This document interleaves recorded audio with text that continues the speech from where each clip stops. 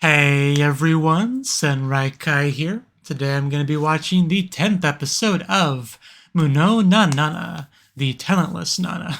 And this episode, previous episode, she definitely met somebody who's like pretty much the polar opposite of being talentless. He is multi-talented. I mean, it's one talent, but it allows him to use multiple talents. So if there was ever anybody that was going to be truly be the talentless Nana's opposite, yeah, it would be Tachibana Jin. Not to be confused with Tachibana Hibiki, that's a very different character. But yeah, now that he's actually entered the fold, he's really shaking up things a little bit. We have more context on the dead bodies we've seen, had to do with the previous conflict amongst the students, which he is kind of a remnant of. So we got that all established. We got a little bit more context on some, I guess, animal things that have happened. Apparently Kyoya has fed Jin some milk. Don't take that line out of context. But yeah, he's apparently getting kind of tired of it.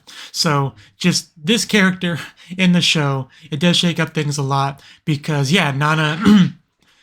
First of all, he's the only one that really 100% knows for a fact. Like no, he's not in the this discovery period. He's not trying to put clues together. He knows what's up. He just wants Nana to kind of he wants to make a deal with Nana. He wants to know more about the situation, what's going on. Nana's clearly the irregularity. So, yeah, he definitely wants to get connected with her. Finally, somebody that's worthy for him to reveal himself to. I think more or less he put it that way. So, yeah, Nana now knows what she's dealing with, right? Not just some guy that can look like animals or people, but a guy that could use their superpowers as well. That's a bit of a threat. Before she thought Kyoya was the biggest threat. Now she gets to see what a real threat looks like. A real monster looks like, I think she called him.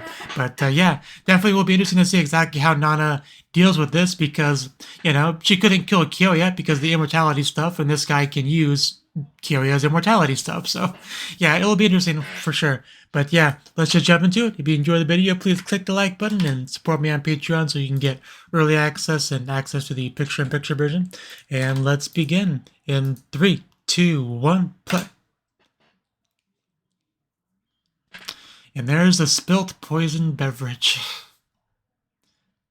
And Nana with cold feet. It's a good question. Probably government people. A few levels. More like several levels. That would probably make sense. Very secret hush-hush stuff. Yeah, I was also thinking there had to be some kind of limitation here.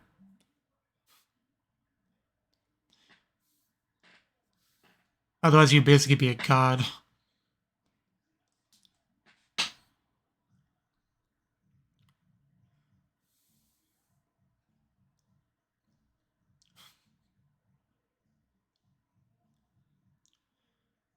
It's a very good point that I was also kind of thinking about.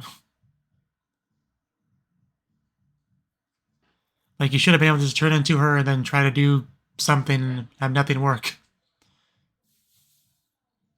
Hey, she's escaped. Now what does she do? Just run? Okay. Not sure. She's on an island. She can't get that far. But yeah, good luck.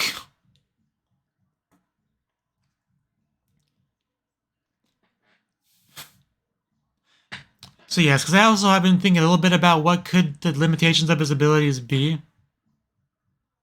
I mean, I'm sure he has to have made contact in some way with somebody. Like maybe he needs to have some of their DNA on him. I don't know.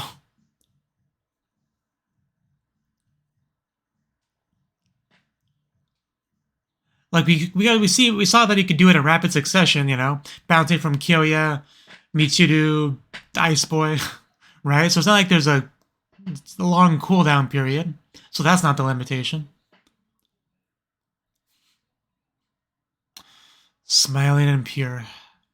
So I don't know. I'm not sure what the limitation could be.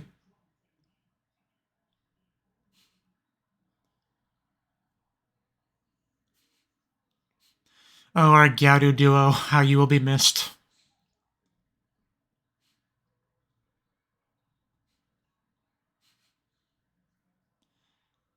Yeah, like the existence of Jin himself isn't a surprise because he's very clearly that one spot on the opening. But I never could have imagined the context in which he would show up.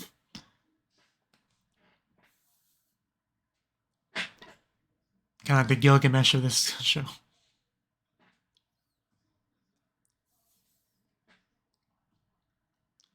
Fire, yeah. I mean, we do have a fire boy on the island, Mogu or whatever his name is.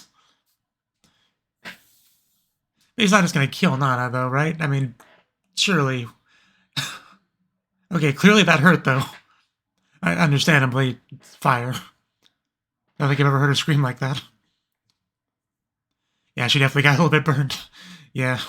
Oh, damn. Jeez.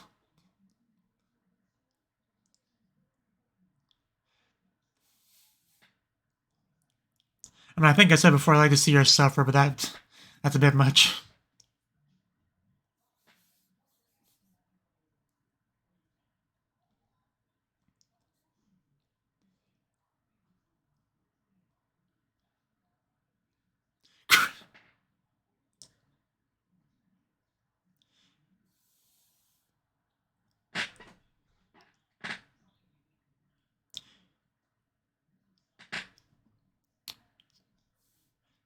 I mean, it's either that or, succumb to Jin at this point.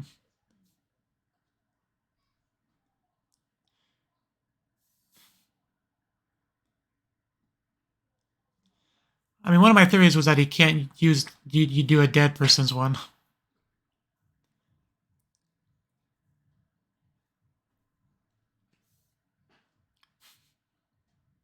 And what more can she do?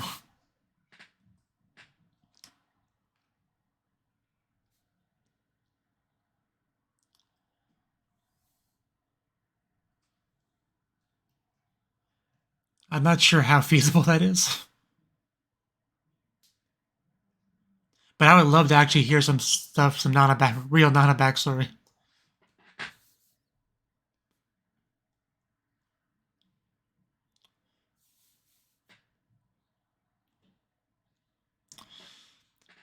Definitely true.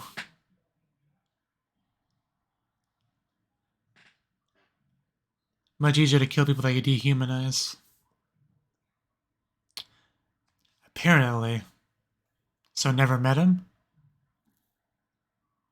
Okay. So very young then.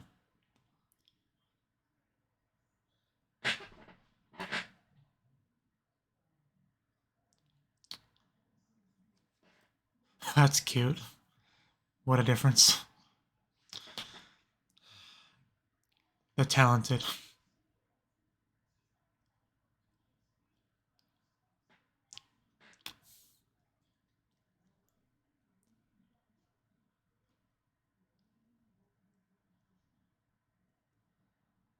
I mean, nothing Nana does really surprises me anymore.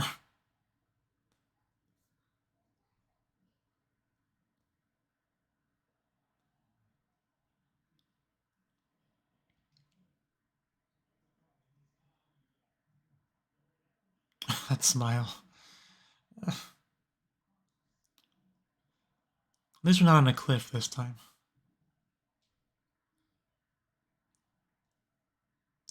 She's fading out. Understandable.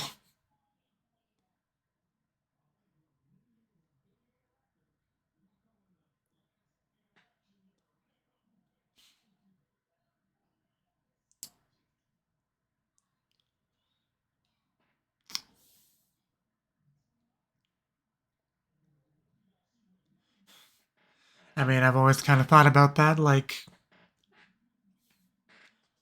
especially, last episode when he talked about the killing that happened before Nana even got here. Hey, Michiru, are you real? Please tell me you're real. And not a murderer. Oh, God, I've missed the real Michiru.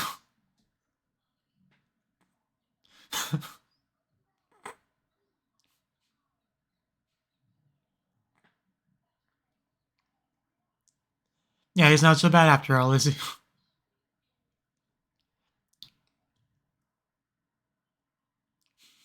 Yeah, you were drugged. Sorry about that.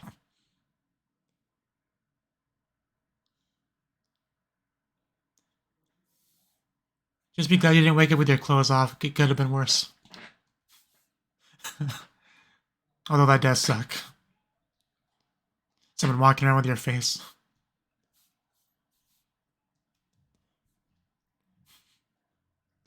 Yeah, she's definitely glad to have Michiru in her life. The real Michiru.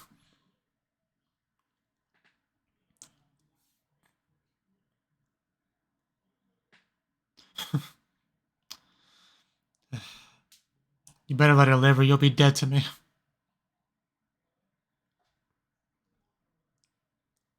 Yeah, working hard to kill everyone else.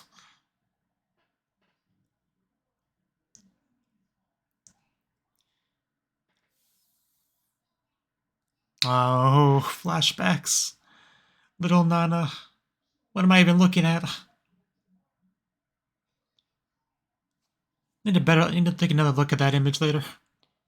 I couldn't quite make out what I was looking at.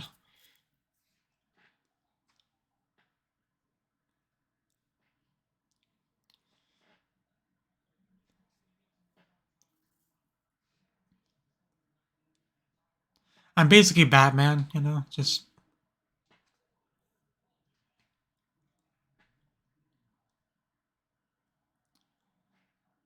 a drive.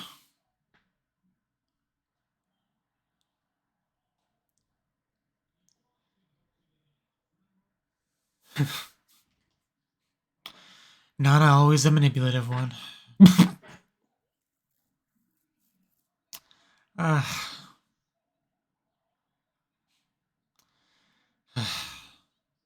Michiru literally has never done anything wrong.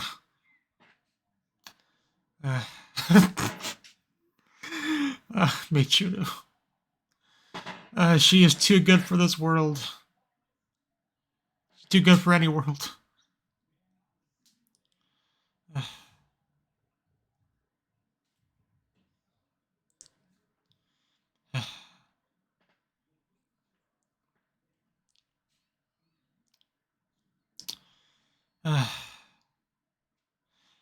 She's... Oh my god, she is. I didn't... Oh god, that was some horrible, horrible imagery we just saw there.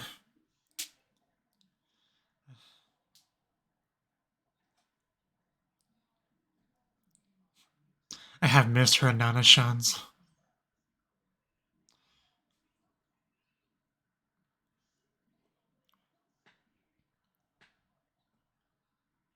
You really can't. You really shouldn't.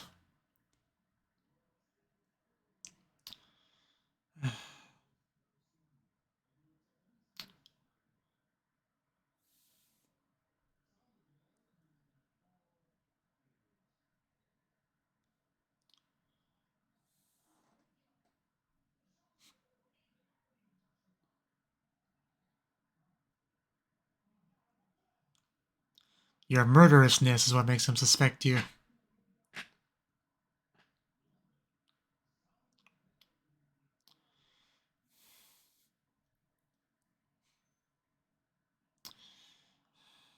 Over 150,000.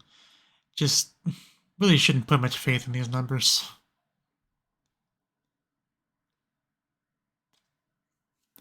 But I don't think so. I think she's legit.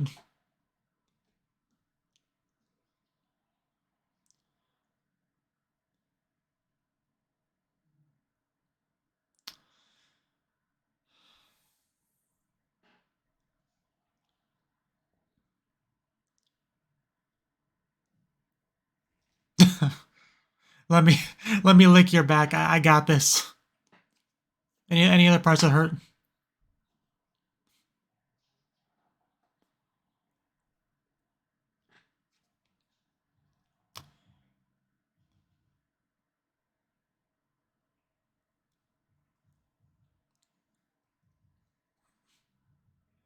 You're better.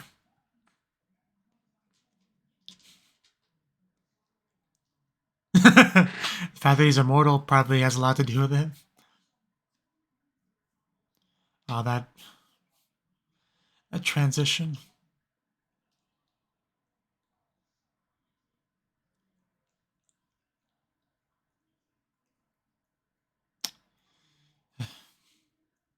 And you never learned your lesson. Which means it's all your fault. Ah, this poor child. Oh, those eyes. Gonna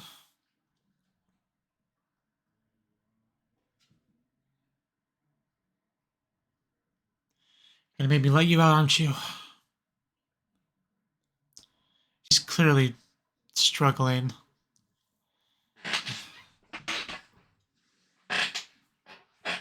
Don't think that way.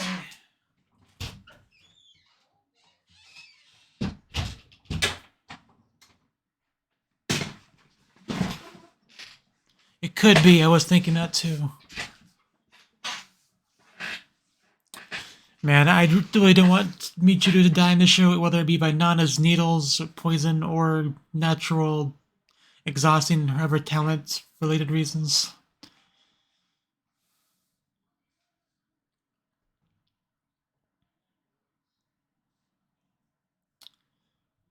Hey, Jin just pops into my room.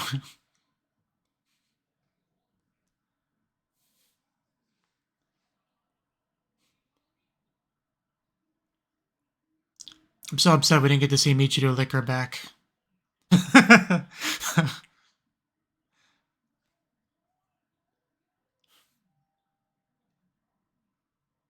Gotcha. Get good, scrub. Well, you would think.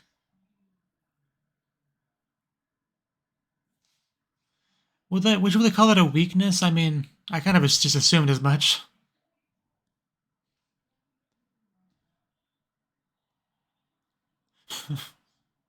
Take a peek into your heart again. Might not be the best time.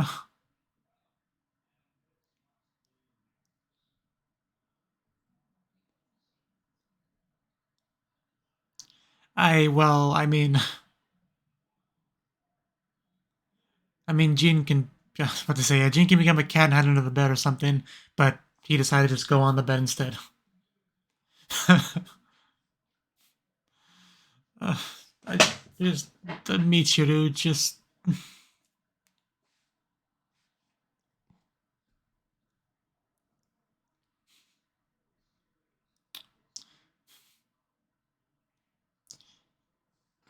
Just wants to check up on you, make sure you're okay, probably. Maybe she wants to lick you some more.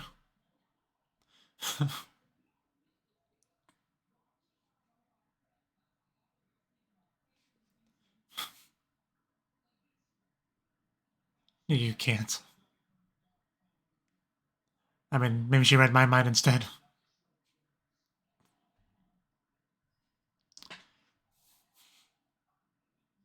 I've become so conscious of the Nana-shans now, more so than before. It always jumps out at me. Nico, Nico, ni. I don't think Michiru could ever hate you.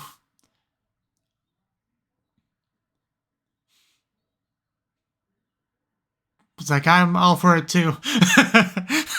Well, that doesn't surprise me.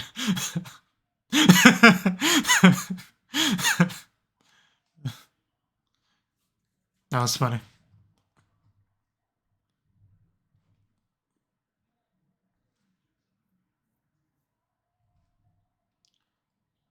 Like video games? Like what you play with Kiria?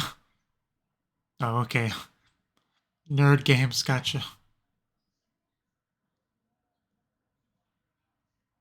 No wonder she's such a smart, calculating kind of person. Oh no, I'm just a loser loner, play by myself.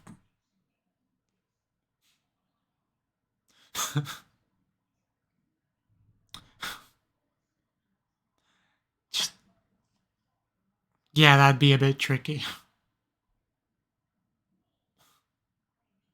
What a sad child she was.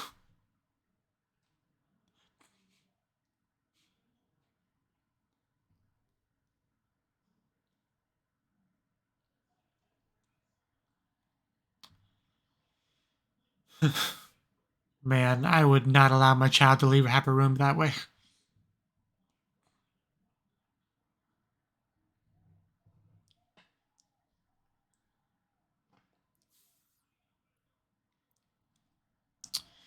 The nights where her life changed forever.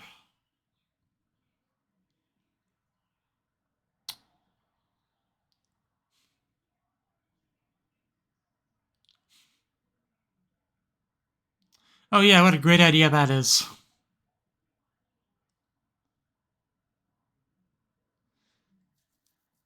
Yeah, why not have this 7-year-old girl run around outside at night by herself?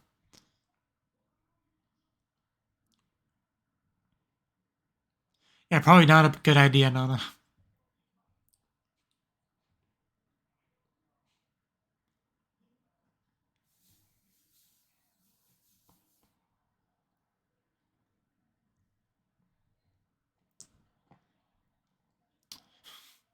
I can see that. But yeah, I do know how that connects now.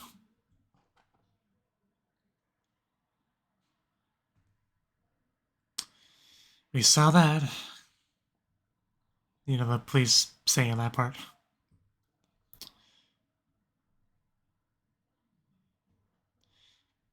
I mean, yeah, criminals, they look for patterns to exploit.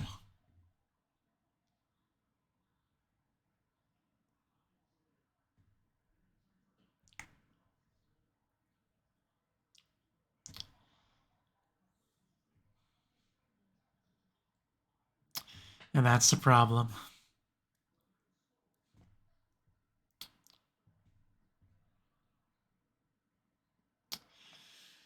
Here it comes.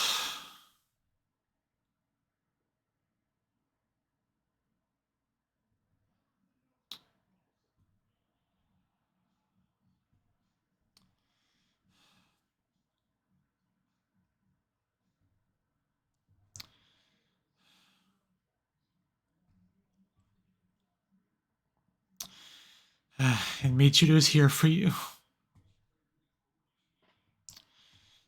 The closest thing to a real friend she has in this show.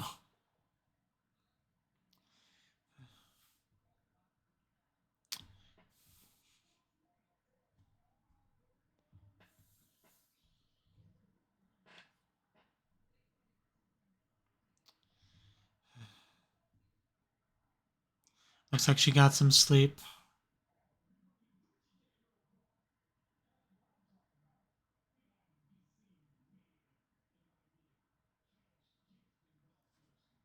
Is that Michiru or Jin?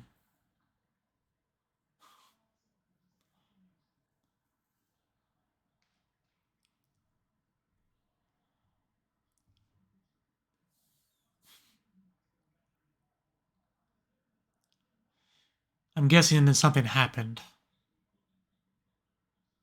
Did someone die?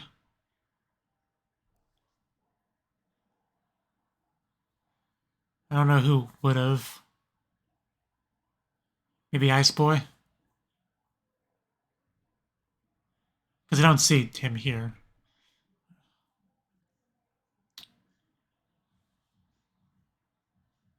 Come on, show me what you're looking at.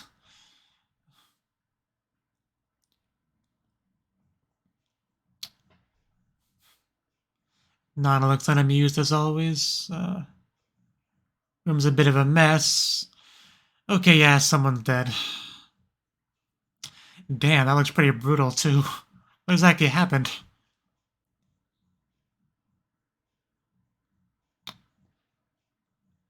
I mean, yeah, I was about to say that couldn't be Nana. I mean, didn't Jin say as much that there's more than one murder on the island or whatever? He said something to that effect. So yeah, this is the first, you know, current timeline murder that wasn't directly Nana's fault.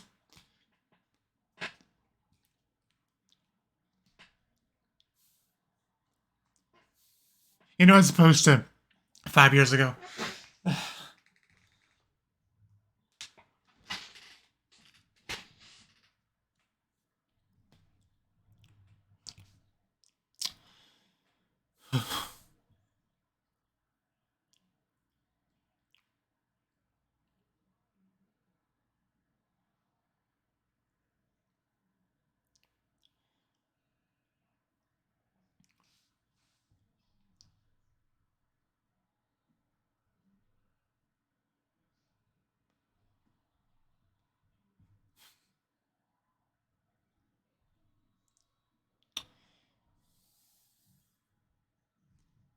Is that the guy that was dead, not shot?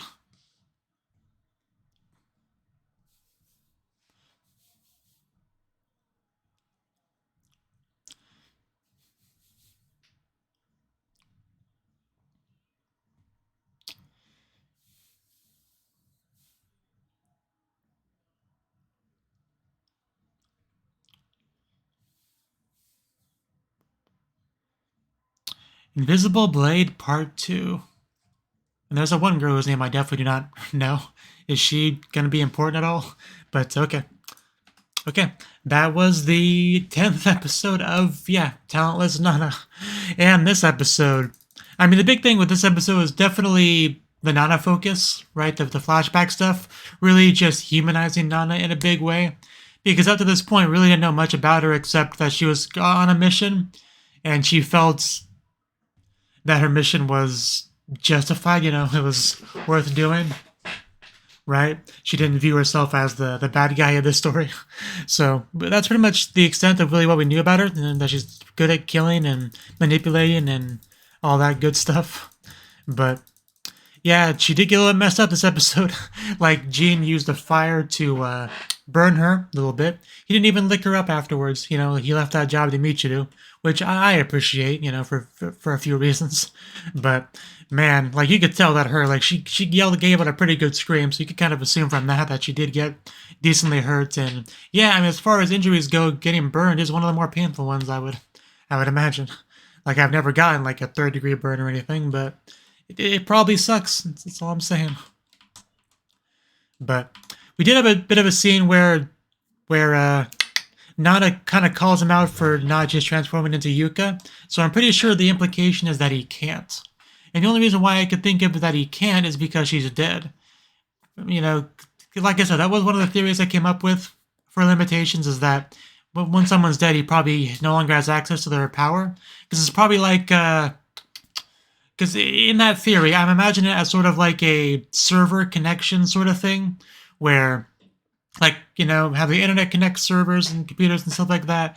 Maybe, like, he makes a bit of a funnel, like, to an active talent user that funnels their ability into him, and then, he uses it, and then when he wants to use another one, he cuts that connection, makes another connection, like not like a physical tube or anything, just like a spiritual energy kind of connection between them. And then once they're dead, the server is shut down and he can't access it anymore. That's just a theory that I was going with. That's kind of how I imagine it.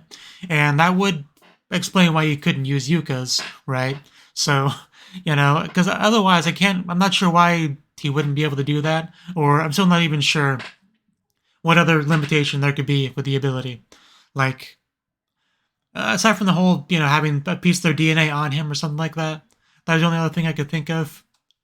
But I don't know. We still have such a small sample size of who he's transformed into.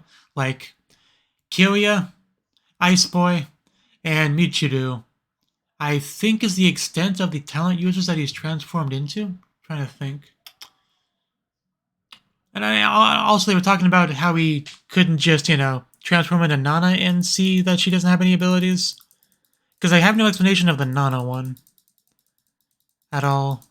So that makes you think I'm just on the wrong train of thought here. But yeah, so I can't quite figure it out. I'm sure the show eventually will give me the full details of his weaknesses, his limitations. Just like we'll probably get that for Kyoya at some point. Because there's no way Kyoya just has blatant immortality. Literally nothing can kill him. He's got to have some kind of weakness, because that's just too broken of an ability otherwise. Just like Jean's is too broken of an ability otherwise, and not have a pretty strong weakness. But yeah, with Nana's backstory, because first shot we really got, I think, was this one. We see Nana, little Nana, walk into a room with a lot of dripping, which has got to be blood, of course. It's hard to tell because it's very, like, stylized, like the lighting of the scene makes it look very different. But because it looks like, it's a little hard to make it out. It looks like it's someone in a bathtub with blood dripping off with their hand, like, upward. But, like, there was a severed head, though, wasn't there? But it doesn't really look like it's severed in that shot. I don't know. Yeah, I'm not quite exactly sure what went down there. But all I know is a shot of Nana running with the head, like, There was one or two shots where it looked like that's what was happening, that she was running with her head in her arms, but I was kind of in disbelief, like, until it made it clear beyond a shadow of a doubt. Like, I didn't want to accept that's what I was actually looking at, because that's just so incredibly dark and morbid. Just a little girl, father, mother, whatever, both just killed, holding the severed head, running for help from someone, anyone. Like, it doesn't get much darker than that. But just Jesus. So, but yeah, basically all we know is that she left the window open. That was most likely how the perp got inside and killed the parents and left. I don't think we know any details beyond that. Like, was anything stolen? Why were they targeted in particular? Is it just because of the low security? I don't know. Like, maybe there's some more details we'll learn about that going forward, but still, it was really good to get that sort of backstory on Nana. You know, it makes you a bit more empathetic towards her, even though it's still not okay to just kill innocent people that did nothing wrong just because you have some words that say, hey, we estimate this person will kill, you know, this many people or whatever. Like, it doesn't really make it okay either. But at least now it's a little bit harder for me to hate Nana. But yeah, that was like half of the big stuff of the episode. The other half was just kind of the Michiru stuff. Like, we didn't really learn much more about Michiru, but we do know that Nana, like I said, Michiru is the closest thing to a friend Nana has. And Nana, she's very, I mean, she's a lot of things, but, you know, cynical is also one of those things. And I think she does kind of like, yeah, assume that Michiru is not the good person she appears to be, right? Because we had a little bit of that with Yuka, where, you know, Nana wanted to believe in her and all that, but then she felt betrayed because of the revelation with the fire and all that. So then she felt even like she could double down on, like, no, these are bad people. They need to die. If they look like good people, it's just a trick. You know, that's kind of, I think, more or less her mental state. And Michiru so far has not given her a reason to believe it's an act or anything like that, but she still has a doubt in her mind that it's in there somewhere, right? Nana obviously is that kind of person that puts on the facade to manipulate people and achieve her goals. So projecting is a very common thing with people in general, and I think she does project a decent amount onto Michiru, even though Michiru, yeah, has not given her any real reason to suspect her or anything like that. Michiru has literally been nothing but a great friend, an incredible friend to Nana. Like, you know, wanting to hear her out, crying for her sake, hand-holding, licking her to heal her, like staying with her all night in the room. Like, you couldn't ask for a better friend than Michiru. Like, the only that ruins these scenes for me is the fact that Michiru doesn't know the murderer that Nana is. That always puts this little stain on any of the what would otherwise be very cute, sweet, wholesome, nice interactions between them. That's always a little bit of a stain on it. But even with that, it's just Michiru. Like, I mean, if they did reveal that Michiru was some kind of manipulator all along, it would hurt a lot. I'm not gonna lie. Like, I'm glad they faked this out. It was just a fake, but, you know, before, when they almost made me think this was where the show was going, because I really wouldn't want it to be that way. As you know, mind-blowing of a twist that would be, like, just keep Michiru, please. I'm tired of being lied to on this show. Like, I need somebody that's just genuine, you know. Is that so much to ask for? But, oh yeah, the scene where the cat was agreeing with Michiru. that was probably the funniest bit in the show. But yeah, Nana, the shogi, chess, mahjong playing girl, goes out at night and one day learned her lesson that maybe shouldn't be doing that. And to stop off the episode, we had one last killing that couldn't possibly have done by Nana. And Nana said as much in her monologue, where she's, you know, the only time she's ever honest in her own head. And Michiru was there too. Like, I don't know where Jean went. Like, we had some... I want to go to the first shot of Michiru when the morning came. Because we have Nana wake up. She looks over at Michiru as one of the first things she does. And the look on Michiru's face... it got me curious. Like, it was kind of a, what's the word I'm looking for? like not questioning, like she's thinking, you know, like clearly pondering something with a finger on her mouth and all that. And even the eyes are like, it didn't really look like a Michiru facial expression. It looked like a Jin facial expression. Like, and Jin isn't in the scene, so like the cat isn't in the scene, so it could either be Michiru, the real Michiru, let's say they're with her all night, or it could be Jin that was there. But like, why? Why would Jin be there? That's why I'm not really sure which way to go with that. It reminds me of Envy and Fullmetal Alchemist all over again. Like, is that the actual person, or is that just Envy pretending to be the person? Like, it's back to that.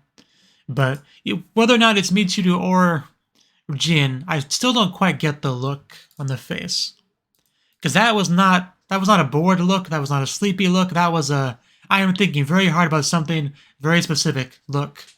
So I just don't know what that could be. Like, and we're implying that basically the whole night passed, right? Like she was there the whole time, and presumably not sleeping that whole time. So she would look sleepy if she was just sitting there that whole time. But just the fact that she was sitting there at all and not like sleeping, you know, that alone is a bit of a strange thing.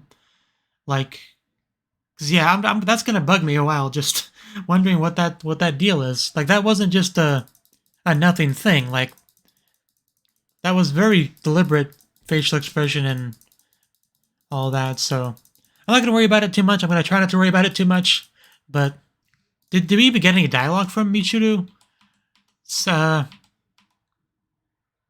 Okay, well, she said she spent the night.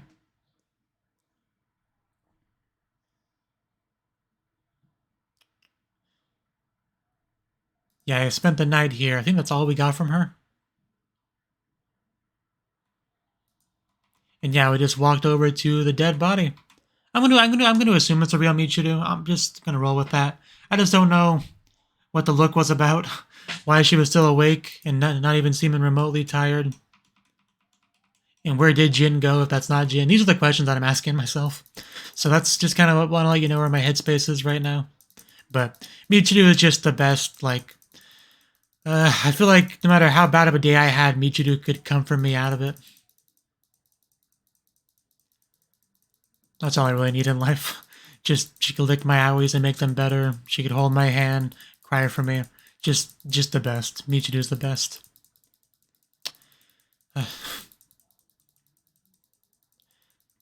So yeah, because one thing I think I was gonna say, I kind of got sidetracked, is that Nana keeps talking a lot about reasons why she doesn't kill Michiru. I think there may be some lack of self-awareness there. I think she herself may not even realize how much she's starting to care about Michiru, you know, value her as a friend and a person. She may not be aware of her own feelings towards Michiru. I think that might be a thing here as well. Like, because you can't just, not even if you're a borderline sociopath, you could just not feel anything when Michiru does some of the things she does for you. And it is a fact that Nana did very much, assuming she's not lying. I'm going to assume she's not lying. She really did open up to Michiru a lot there. You know, things that she hasn't told anyone else. I mean, I guess Jin was there too, so maybe I guess he did hear some of that too. But you know what I mean.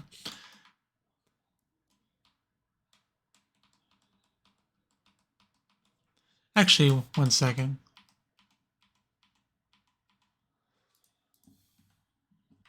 I mean, one last thing I'll say is that Jin, the last shot we saw of Jin before the fade out was him sitting on the bed, and that's where we saw, you know, Michiru.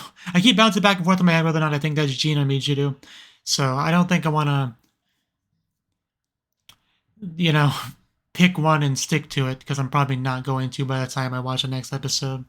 But all I know is that Michiru had like no reaction at all to her friend Nana waking up over there, you know, and was still just lost in thought. So that alone just makes it very unlikely that it's Michiru. So final guess is it's just Jin. Michiru's sleeping in a back alley somewhere. I don't know, just off somewhere else. That's my guess. Otherwise, I want a damn good explanation for the way she was acting after when Nana woke up. But anyway, that's all I really have to say. So really good stuff. I'm curious to see exactly what this whole new murder is about. Is it the green hair? Her hair's green, right? The girl in the end card. Yeah. Or is it the green-haired girl? You know, is that why they keep showing her? Because she hasn't really done anything in the show yet, I don't think. So, It's probably her with her invisible blade, right? Her transparent katana. But anyway, that's all I got to say. So thank you for watching, and I hope to see you in the next video. Until then, bye-bye.